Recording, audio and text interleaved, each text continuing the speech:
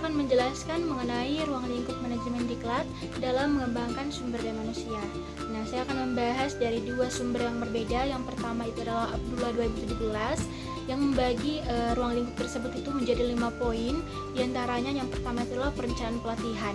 Nah, perencanaan ini meliputi analisis kebutuhan pelatihan, penentuan tujuan pelatihan, serta pengembangan kurikulum yang tentunya sesuai dengan kebutuhan organisasi dan individu. Nah, perencanaan yang baik tentunya harus membantu memastikan bahwa pelatihan tersebut ini sudah relevan dan efektif. Yang kedua itu adalah pelaksanaan pelatihan.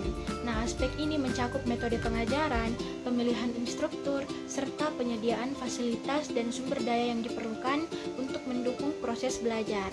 Nah, pelaksanaan ini tentunya harus dilakukan dengan mempertimbangkan berbagai gaya belajar peserta. Yang ketiga itu adalah evaluasi pelatihan, di mana setelah pelatihan dilaksanakan, penting untuk kita itu melakukan evaluasi untuk mengukur efektivitas program tersebut. Nah, ini termasuk penilaian terhadap peningkatan kompetensi serta dampak pelatihan terhadap kinerja organisasi. Yang keempat itu adalah pengembangan karir, di mana manajemen diklat juga itu berfokus kepada pengembangan karir peserta melalui program lanjutan maupun mentoring. Nah, ini tuh membantu individu dalam merencanakan jalur karir mereka serta mempersiapkan diri mereka itu untuk posisi yang lebih tinggi di masa depan. Yang terakhir adalah sistem reward dan penghargaan, di mana mengimplementasikan sistem penghargaan bagi peserta yang berhasil di dalam pelatihan ini dapat meningkatkan motivasi dan keterlibatan mereka di dalam program diklat. Selanjutnya, ruang lingkup manajemen diklat menurut dari Ida Nuraini, di mana proses tersebut itu dimulai dari perencanaan. Nah, jadi organisasi ini melakukan analisis kebutuhan pelatihan untuk memahami keterampilan atau pengetahuan yang perlu ditingkatkan kepada karyawan. Selain itu, tujuan pendidikan juga dirumuskan dengan jelas agar pelatihan tersebut ini memiliki arah yang spesifik. Jadi dalam tahap ini, konsultasi dengan pemangku kepentingan seperti manajer atau karyawan ini dilakukan untuk mendapatkan masukan dan memastikan pelatihan tersebut ini sudah relevan dengan kebutuhan mereka.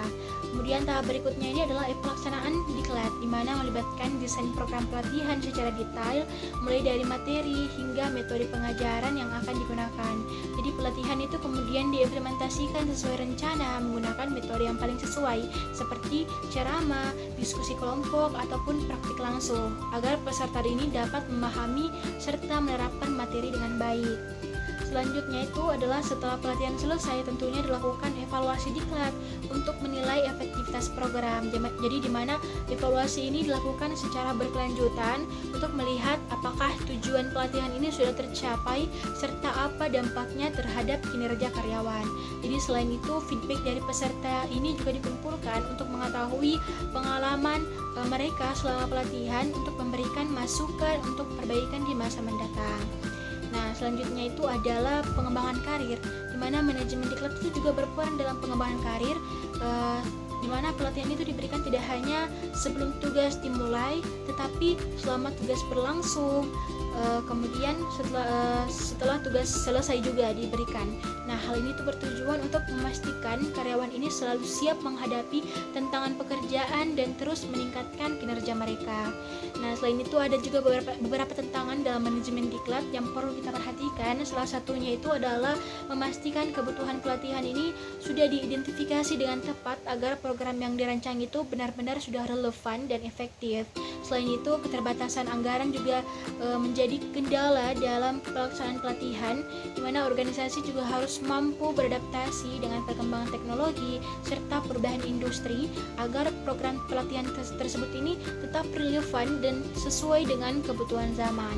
Jadi dengan kita memahami ruang lingkup tersebut ini, organisasi dapat mengelola diklat secara strategis untuk membangun sumber daya manusia yang kompeten, produktif, dan siap menghadapi tantangan masa depan. Bismillahirrahmanirrahim. Assalamualaikum warahmatullahi wabarakatuh. Nama saya Abdul Basit Rida akan melanjutkan materinya, yaitu tentang ruang lingkup manajemen diklat dalam mengembangkan sumber daya manusia menurut Susianti pada tahun 2022. Yang pertama itu adalah analisis kebutuhan pelatihan. Sebelum pelatihan dilaksanakan, penting untuk melakukan analisis kebutuhan pelatihan. Proses ini bertujuan untuk mengidentifikasi keterampilan dan pengetahuan yang diperlukan oleh karyawan agar dapat memenuhi tuntutan pekerjaan mereka. Dengan memahami kebutuhan ini, organisasi dapat merancang program pelatihan yang lebih efektif dan relevan. Yang kedua, desain program pelatihan. Setelah analisis kebutuhan, langkah selanjutnya adalah merancang program pelatihan. Ini mencakup pengembangan kurikulum, pemilihan metode pengajaran yang sesuai seperti pembelajaran berbasis proyek, serta penentuan materi yang akan diajarkan. Desain program yang baik akan memastikan bahwa tujuan pelatihan tercapai dengan cara yang efisien. Yang ketiga, implementasi pelatihan pelaksanaan. Program pelatihan merupakan tahap kritis di mana semua rencana yang telah dibuat diimplementasikan. Ini melibatkan pengorganisasian, sesi pelatihan, pemilihan instruktur, dan penyediaan fasilitas yang diperlukan. Keberhasilan implementasi sangat bergantung pada keterlibatan peserta dan dukungan dari manajemen. Yang keempat, evaluasi dan umpan balik. Evaluasi dilakukan untuk mengukur efektivitas program pelatihan setelah selesai dilaksanakan. Hal ini mencakup penilaian terhadap peningkatan keterampilan peserta serta dampak pelatihan terhadap kinerja mereka di tempat kerja. Umpan balik dari peserta juga penting untuk memperbaiki program di masa depan. Yang kelima, pengembangan karir berkelanjutan. Manajemen diklat tidak hanya berhenti pada pelatihan awal, itu juga mencakup pengembangan karir berkelanjutan bagi karyawan. Program mentoring dan coaching dapat membantu karyawan dalam merencanakan jalur karir mereka dan mempersiapkan diri untuk posisi yang lebih tinggi. Yang keenam, yang terakhir, keterlibatan stakeholder. Keterlibatan berbagai pihak dalam proses manajemen diklat termasuk manajer, instruktur, dan peserta sangat penting untuk menciptakan lingkungan belajar yang positif. Kolaborasi antara semua pihak akan meningkatkan efektivitas program pelatihan. Selanjutnya, tujuan manajemen diklat dalam mengembangkan sumber daya manusia. Nah, tujuan manajemen diklat memiliki 3 poin. Yang pertama, menurut Syahputra pada tahun 2019, yaitu meningkatkan kinerja dan produktivitas. Pendidikan dan pelatihan bertujuan untuk meningkatkan kinerja individu dan kelompok dalam organisasi. Dengan program diklat yang tepat, karyawan dapat memperoleh keterampilan dan pengetahuan baru yang relevan dengan pekerjaan mereka. Hal ini berkontribusi pada peningkatan produktivitas kerja karena karyawan yang terlatih cenderung lebih efisien dan efektif dalam menyelesaikan tugas-tugas mereka. Sebuah penelitian menunjukkan bahwa program pelatihan yang baik dapat membantu memperbaiki tingkat produktivitas, kualitas, dan kuantitas hasil kerja pegawai. Nah, yang kedua, mengembangkan kompetensi dan profesionalisme. Menurut Muhammad Rafi Samsami pada tahun 2024. Tujuan kedua dari manajemen diklat adalah untuk mengembangkan kompetensi dan profesionalisme pegawai. Pendidikan dan pelatihan memberikan kesempatan bagi karyawan untuk meningkatkan keterampilan teknis, manajerial, dan interpersonal mereka. Dengan meningkatkan kompetensi, karyawan tidak hanya dapat melaksanakan tugas mereka dengan lebih baik tetapi juga siap untuk menghadapi tantangan baru dalam lingkungan kerja yang terus berubah. Program diklat yang berfokus pada pengembangan kompetensi memungkinkan karyawan untuk beradaptasi dengan kebutuhan organisasi dan industri. Tujuan yang ketiga yaitu meningkatkan daya saing global. Menurut Novana Yuliastika pada jurnal Al-Fikrah. Dalam era globalisasi, penting bagi organisasi untuk memiliki SDM yang mampu bersaing di tingkat internasional. Manajemen diklat bertujuan untuk menciptakan sumber daya manusia yang berdaya saing global melalui pendidikan berbasis kompetensi dengan memberikan pelatihan yang sesuai dengan standar internasional. Organisasi dapat memastikan bahwa karyawan memiliki pengetahuan dan keterampilan yang diperlukan untuk bersaing di pasar global. Program diklat yang efektif juga dapat membantu meningkatkan motivasi karyawan sehingga mereka lebih berkomitmen terhadap tujuan organisasi tersebut. Demikian dari saya, dan saya serahkan kepada pemateri selanjutnya. Bismillahirrahmanirrahim. Assalamualaikum warahmatullahi wabarakatuh.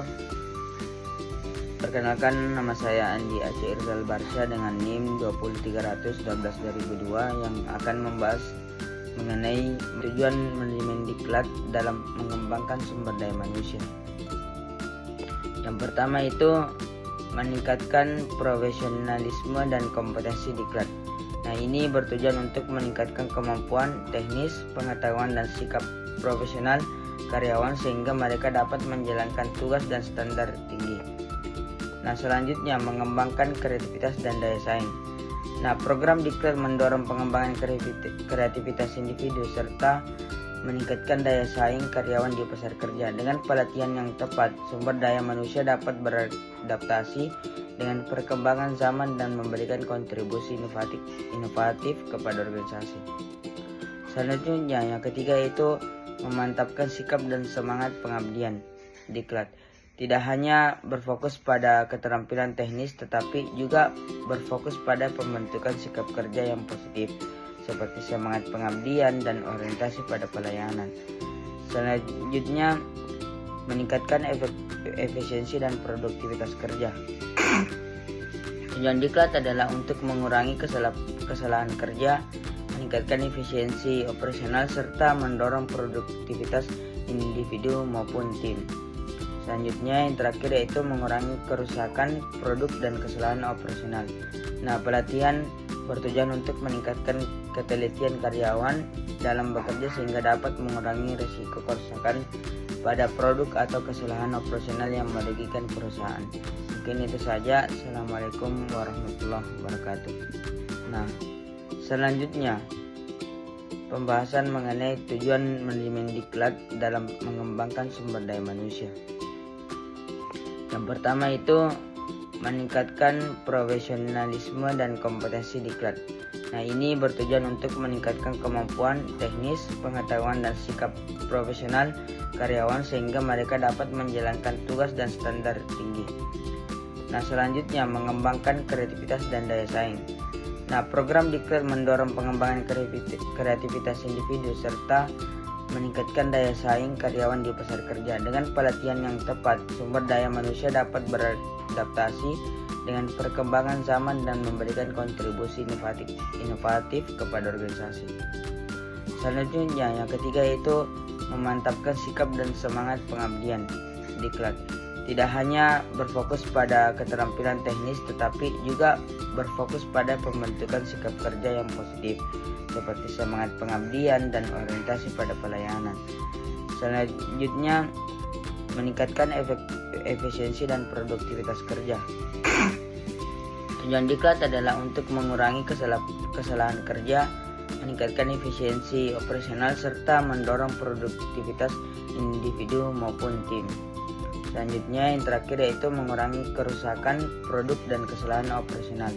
Nah, pelatihan bertujuan untuk meningkatkan ketelitian karyawan dalam bekerja sehingga dapat mengurangi risiko kerusakan pada produk atau kesalahan operasional yang merugikan perusahaan. Mungkin itu saja. Assalamualaikum warahmatullahi wabarakatuh. Assalamualaikum warahmatullahi wabarakatuh. Perkenalkan, nama saya Aizatul Arafa, NIM 20300122018. Saya akan menjelaskan tentang manfaat manajemen diklat bagi pengembangan sumber daya manusia. Dari sumber yang kami dapat adalah tentang buku Pengembangan Sumber Daya Manusia 2025 tentang pengembangan sumber daya manusia. Manfaat manajemen diklat yang pertama adalah meningkatkan kualitas dan produktivitas kerja. Meningkatkan kualitas adalah mengatur prioritas tugas dan faktor pada tugas yang paling penting. Yang kedua adalah menggunakan sistem manajemen waktu seperti Pomodoro untuk mengatur waktu kerja. Yang kedua adalah meningkatkan produktivitas kerja. Mengatur tujuan. Nah, tentukan tujuan yang spesifik untuk meningkatkan produktivitas kerja. Manfaat yang kedua adalah mengurangi konflik dan meningkatkan komunikasi. Mengurangi konflik yang pertama adalah kenali sumber konflik dan coba memahami perspektif lain. Sedang yang kedua adalah menggunakan komunikasi yang efektif untuk menghindari kesalahpahaman. Yang kedua tentang meningkatkan komunikasi. Menggunakan bahasa yang jelas dan jujur untuk membangun kepercayaan. Yang kedua, menggunakan bahasa yang jelas dan efektif untuk menghindari kesalahpahaman. Manfaat yang ketiga adalah sebagai alat adaptasi terhadap perubahan. Yang pertama adalah meningkatkan partisipasi. Untuk meningkatkan partisipasi, mengajak anggota organisasi untuk berpartisipasi dalam proses perubahan. Sedangkan manfaat yang keempat adalah meningkatkan kepuasan dan komitmen karyawan. Yang pertama adalah meningkatkan kebijakan organisasi yang jelas dan adil untuk meningkatkan kepuasan dan komitmen karyawan. Sedangkan yang kedua adalah meningkatkan program pengembangan karir untuk meningkatkan kepuasan dan komitmen karyawan. Sedangkan manfaat yang kelima adalah pengembangan kepemimpinan dan pengambilan keputusan. Yang pertama, pengembangan dan pengambilan keputusan adalah mengembangkan program pelatihan untuk meningkatkan kepemimpinan dan pengambilan keputusan. Assalamualaikum warahmatullahi wabarakatuh. Perkenalkan, nama saya Hajatul Arafa, NIM 2030122018. Saya akan menjelaskan tentang manfaat pengembangan diklat bagi pengembangan sumber daya manusia. Sumber yang saya dapat dari menurut Miharti 2022, Perang Pelatihan dan Kebijakan Sumber Daya Manusia. Manfaat yang pertama adalah meningkatkan hubungan kerja. Yang pertama adalah meningkatkan hubungan kerja, dapat meningkatkan hubungan organisasi. Yang kedua, meningkatkan produktivitas kerja, dapat meningkatkan produktivitas. Yang ketiga adalah meningkatkan hubungan kerja, dapat meningkatkan kualitas kerja. Manfaat yang kedua adalah mengurangi gap kompetensi. Nah, mengurangi gap kompetensi yang pertama adalah menggunakan data analisis kebutuhan untuk mengidentifikasi kompetensi yang ada. Yang kedua adalah menggunakan evaluasi kerja untuk mengidentifikasi kompetensi yang ada. Nah, manfaat yang ketiga adalah pengembangan kepemimpinan. Pengembangan kepemimpinan yang pertama adalah mengembangkan kemampuan komunikasi yang efektif untuk memimpin dan mengevaluasi tim. Yang kedua adalah mengembangkan kemampuan pengambilan keputusan yang tepat dan efektif. Nah, manfaat yang keempat adalah efisiensi pengambilan keputusan. Nah, efisiensi pengambilan keputusan yang pertama adalah mengidentifikasi tujuan yang jelas dan memadai untuk pengambilan keputusan. Sedangkan yang kedua adalah mengidentifikasi prioritas yang jelas dan memadai untuk pengambilan keputusan. Nah, manfaat yang kelima adalah kesejahteraan karyawan. Nah, kesejahteraan karyawan adalah fungsi yang bertanggung jawab untuk mendukung kinerja dan produktivitas organisasi. Nah, sekian dari saya, mungkin itu yang bisa saya dapat saya jelaskan. Akhir dari saya, billahi fisabilillah haq fastabiqul khairat. Assalamualaikum warahmatullahi wabarakatuh.